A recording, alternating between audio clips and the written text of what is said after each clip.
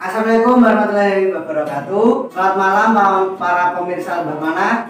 Kali ini Mbah Manah akan melanjutkan sesi tanya jawab yang akan diwawancarai oleh Eko Ilwi. Cekidot. Halo pemirsa, kembali lagi bersama saya Eko Ilwi, dan di sebelah saya sudah ada Pak Fardi yang kemarin mereview tentang Gunung Lawu, dan kita akan melanjutkan pertanyaan-pertanyaan yang kemarin belum selesai kita tanya. Oh iya Pak Fardi, kemarin kan Pak Fardi sempat cerita bahwa temannya Pak Fardi itu hilang, ya kan? Hampir hilang. Ya betul. Kemudian Pak Fardi juga mengatakan ada cara tersendiri untuk memanggilnya. Itu bagaimana? Kemarin itu belum ditanya. Ya, begini ya Mas ya.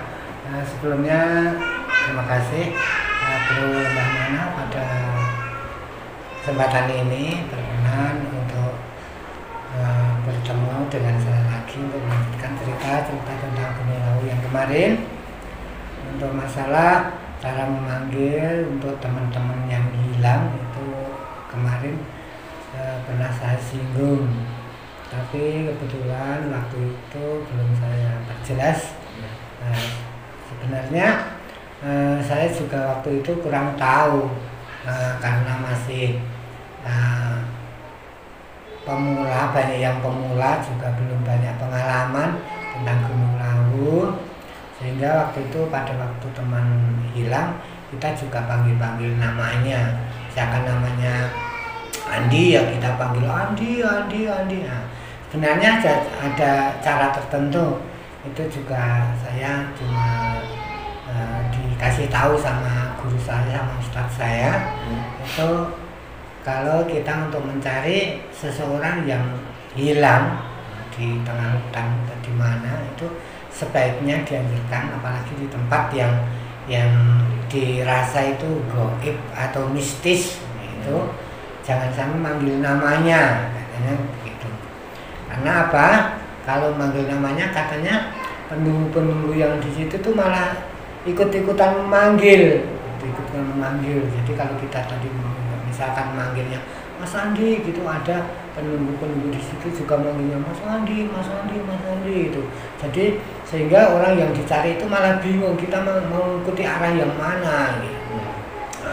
Hingga dianjurkan dari Bapak Ustadz itu untuk memakai suatu isyarat atau gerakan-gerakan tertentu. Nah, pada waktu yang dikasih tahu sama Pak Ustadz itu kita untuk berteriak langsung bertepuk tangan. Pakai contoh gini,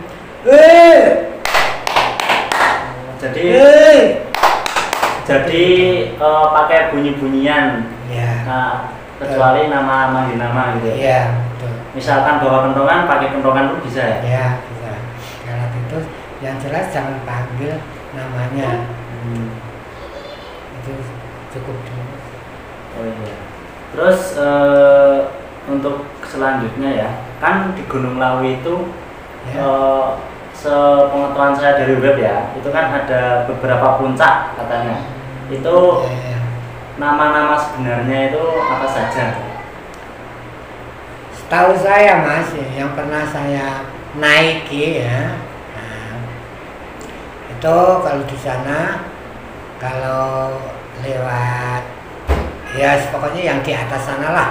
Ya. Itu misalkan ada Argo Dalem, Ya.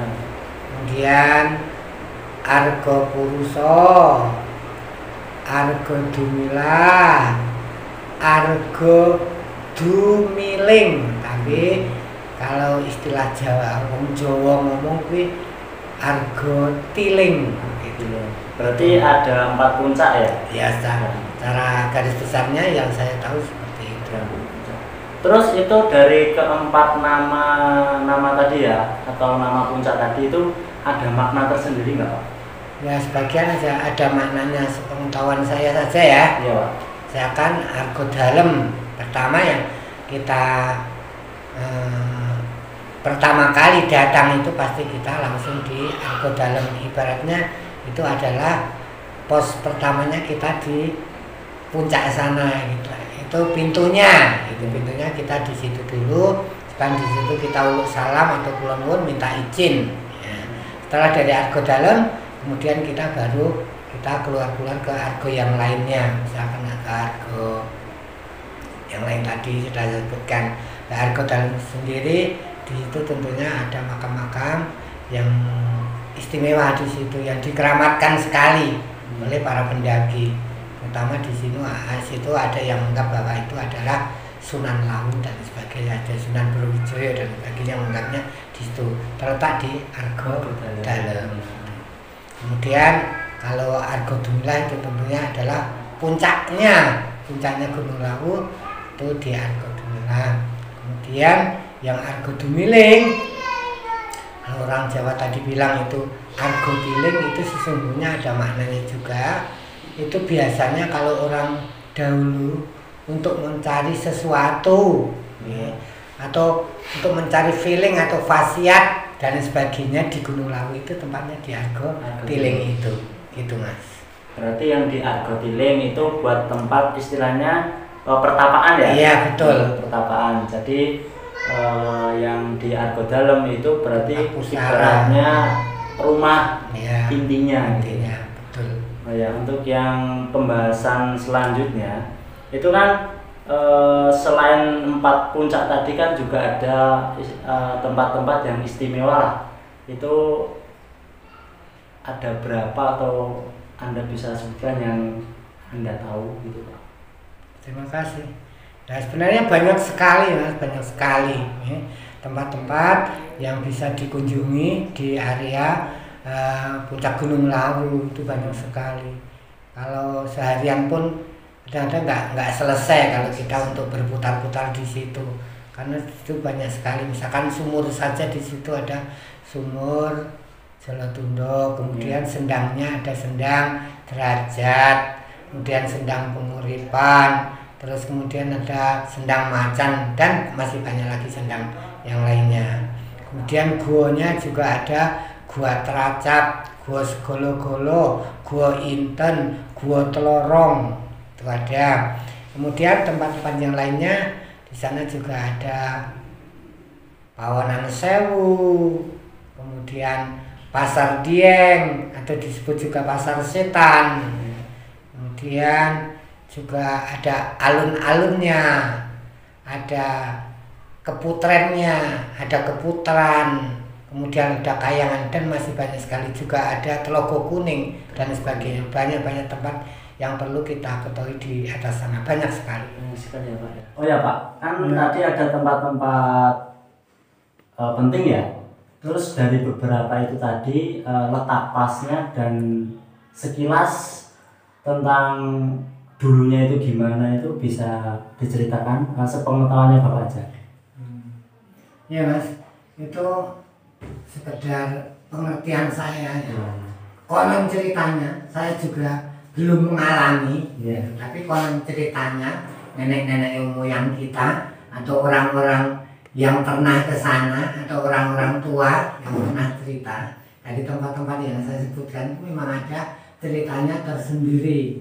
Tapi sekilas walaupun tidak sedetail mungkin, pengetahuan saya akan ceritakan tentang satu Telogo Kuning. Nah kalau Telogo Kuning itu letaknya, kalau kita ke puncak pas di Argo Dumila, itu kita lihat di bawahnya, di bawahnya sana itu kayak ada gambar-gambar kapal ya, sebenarnya yang dibuat oleh para pengunjung, ada batu-batu yang tertata. Itu konon ceritanya menurut orang-orang dahulu itu namanya Telogo Kuning. Itu kalau orang yang melihat dengan mata batinnya itu memang ada telaganya. Airnya banyak gitu. Iya, airnya banyak. Bahkan ada yang melihat, ada yang bercerita itu memang ada bidadari yang sedang mandi di situ gitu. Tapi kalau anak-anak muda sekarang kan nggak tahu, nggak tahu. Tapi orang-orang dahulu cerita bahwa situ itu adalah telaga kuning yang airnya memang penuh banyak sekali dan banyak para bidadari yang sedang mandi di situ. Ceritanya seperti itu. Telogo Kuning ya. Itu Telogo Kuning gitu.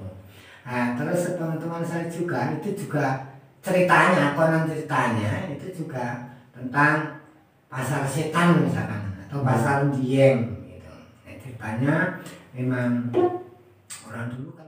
Itu tadi videonya. Jangan lupa saksikan terus channel Mbah Manah, like, comment, and subscribe. Wassalamualaikum warahmatullahi wabarakatuh.